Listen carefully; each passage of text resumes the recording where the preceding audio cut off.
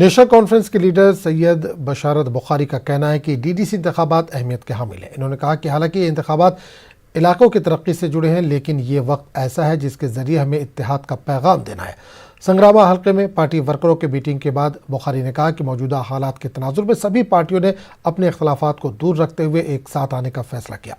बशारत बुखारी ने कहा कि वो पार्टी वर्करों को अपना साथी समझते हैं। महबूबा मुफ्ती के हालिया बयान पर बुखारी ने कहा कि पीडीपी सदर के बयान से इन्हें तकलीफ पहुंचती है, ताहम वो इस पर अपना रद्दअमल जाहिर करते हुए अलायंस को कोई नुकसान पहुंचाना नहीं चाहते।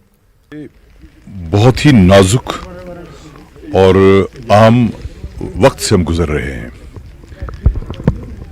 इंसान हमेशा कोशिशें करता है, ये भी एक बड़ी अहम कोशिश है। कामयाबी अल्लाह ताला के हाथ में और लोगों के हाथ में। इस वक्त अहम ये है, हालांकि ये जो इलेक्शन इस वक्त चल रहा है, ये इलेक्शन भी आम है क्योंकि इसमें जो एक दूसरी सतह की जो ये नुमाइंदगी है डीडीसी, और इसका सिर्फ तामीराती मामलात के साथ अमल दखल है, और तामीराती मामलात हर गांव, हर देहात, हर कस्बे के लिए इंतहाई अहमियत के हामिल होते हैं।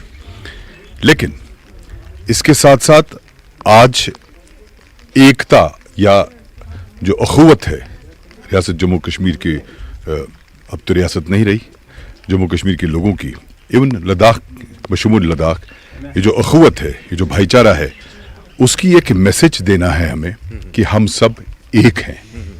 इसलिए शायद सारी पार्टीज जो जिनका वजूद ही नेशनल कॉन्फ्रेंस की मुखालफत या उनकी नुक्तचीनी पर हुआ है, वो सारे एक साथ हैं डॉक्टर फारूक साहब की क़यादत में। इसलिए उन्होंने सब ने अपने इख्तलाफात पीछे छोड़ के एक बड़े मंजिल की तरफ चलने के लिए कदम उठाए हैं। नुक्तचीनी करने वाले नुक्तचीनी करेंगे, उनका हक बनता है, लेकिन हमारे लिए ये अहम है कि जो नुक्तची हैं हम उसको मुस्बत तरीके से लेकर अपने आप को ठीक करें, अपने आप को बेहतर करें। मैंने किसी को वर्कर भी आज तक नहीं समझा है। जितने भी हम सारे लोग हैं, अगर आपने मेरे पुराने इंटरव्यूज भी देखे होंगे, मैं इनको साथी कहता हूँ। वर्कर में कहीं ना कहीं आपको ऐसा लगता है कि आप उसको नीचा दिखा रहे हैं या उसको नीची नज़र से देखते हैं। इंसान का रुतबा सबका बराबर है। इतने सारे लोग जो हमारे पास यहाँ मौजूद हैं, क्या पता हम में से कोई ऐसा भी शख्स हो जो अल्लाह ताला के इस कदर करीब हो कि हमारा तो वजूद ही वहाँ कहीं नहीं होगा। सो इंसान का दर्जा बराबर है, इसलिए ये हमारे साथी हैं। एक दूसरा, मुझे नहीं मालूम उन्होंने ऐसा क्यों कहा कि उनके साथी या वर्कर उनके साथ हैं और लीडर चले गए। आज मैं कोई सवाल नहीं करूँगा, आज इसलिए सवाल नहीं करूँगा, मैं नहीं चाहता हूँ कि अलायंस को मेरी किसी बात की वजह से उसमें रखना पड़े या उसमें कोई शगाफ आ जाए, उसके इस वजूद में शगाफ आ जाए। मैं ऐसा नहीं चाहूँगा, क्योंकि आज तो हम उनके साथ, जिनको वो लीडर कहते हैं, मैं तो लीडर हूँ नहीं, जो उनके साथ थे वो या तो नेशनल कॉन्फ्रेंस में हैं, या वो पीपल्स कॉन्फ्रेंस में हैं, या वो नई जमात में है जो बनी है नई जमात। सो अब नई जमात अलायंस में नहीं है, लेकिन पीपल्स कॉन्फ्रेंस और नेशनल कॉन्फ्रेंस अलायंस पे है, तो हमारे दिलों को उनकी इस बात से तकलीफ हो सकती है, होती भी है, हुई भी है, रंजीदा दिल हो सकते हैं। लेकिन ये सवाल हम कर सकते हैं, मैं भी कर सकता हूँ, लेकिन आज नहीं करूँगा, क्योंकि आज मैं नहीं चाहूँगा कि बशारत बुखारी की वजह से अलायंस में कोई गड़बड़ हो जाए, क्योंकि लोगों को इस अलायंस पर एतबार कायम हुआ है। लेकिन ये अलायंस के लीडरों को भी मैं बताता हूँ कि वो पुलिस रात पर से गुजर रहे हैं।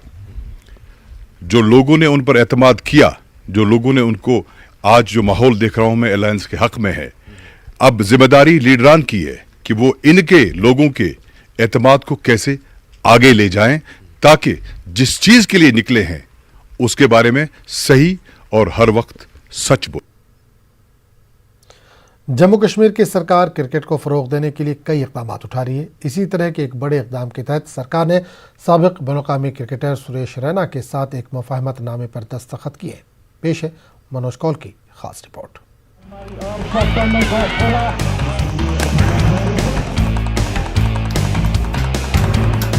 नौजवान और उभरते क्रिकेट खिलाड़ियों की सलाहियतों को उभारने के लिए जल्द ही साबिक़ क्रिकेटर सुरेश रैना जम्मू कश्मीर में क्रिकेट खिलाड़ियों को तरबियत देने में मसरूफ नजर आएंगे।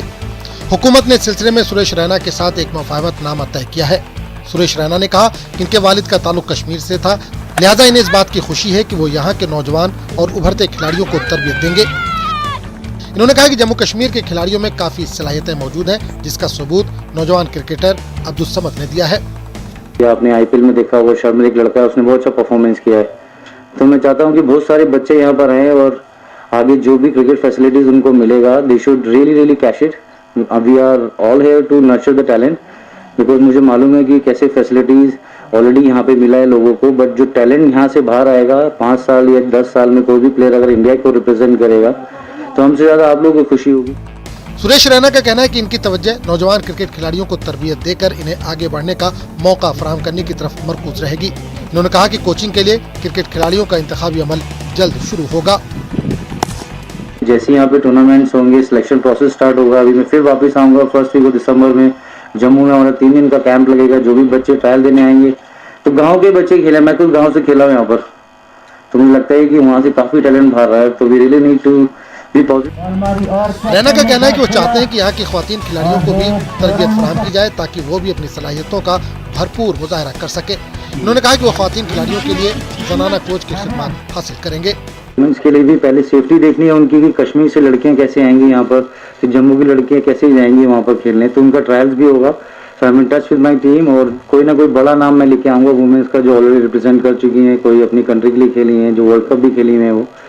तो प्लान पर लड़कियां भी खेलेंगी तभी तो देश आगे बढ़ेगा, कि मुझे ऐसा लगता है कि लड़कियों के लिए काफी टैलेंटेड है इधर। सुरेश रैना ने यकीन दिलाया कि वो जम्मू कश्मीर के क्रिकेट खिलाड़ियों को बेहतरीन तरबियत देने के लिए तमाम कोशिशें बरूए कार लाएंगे। उन्होंने उम्मीद जाहिर की कि ये खिलाड़ी सख्त मेहनत करके इस ख्वाब को पूरा करेंगे। न्यूज़ 18 उर्दू के लिए मनोज कौल की रिपोर्ट। जम्मू कश्मीर में कोरोना वायरस के 431 नए मामले दर्ज हुए हैं। इनमें से 235 जम्मू खिते से जबकि 178 वादी कश्मीर से। यूटी में इस जानलेवा बीमारी की वजह से मजीद 10 लोगों की मौत हुई है। अब तक 1651 अफराद की कोरोना वायरस से मौत हो चुकी है। आज मजीद 495 मरीज सेहतयाब हुए हैं।